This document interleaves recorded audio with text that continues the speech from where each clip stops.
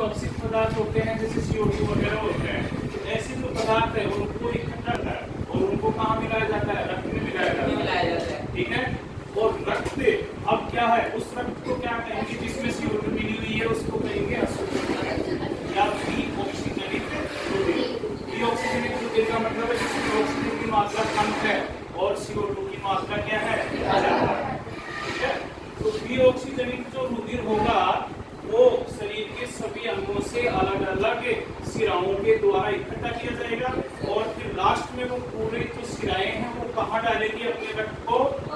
महाशिरा में डालेगी। और डीऑक्सीजनित रुधिर है वो महाशिरा के माध्यम से कहाँ खुलेगा?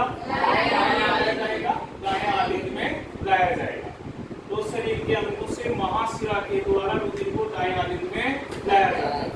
अब आप यहाँ देखते हैं दाएं आलिंद और दाएं निलय के बीच में कपाट पाए जाते हैं। उस कपाट को कौन सा कपाट कहते हैं? त्रिवलनी कपाट। यहाँ इसमें 3 वलन है, 3 वाल वो पाए जाते हैं, इसको त्रिवलनी कपाट कहते हैं। यहाँ त्रिवलनी कपाट है।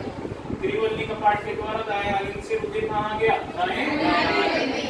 और दाएं निलय से फिर ये जो रुधिर है, अशुद्ध रुधिर या डीऑक्सीजनित रुधिर है, वो कुक्कुसित धमनी के द्वारा कहाँ पहुंचा दिया जाता है? पहुंचा दिया जाता है। फेफड़ों में CO2 रुधिर से बाहर निकाल दी जाती है और वापस जो रुधिर होता है उसमें ऑक्सीजन मिलाई जाती है और वो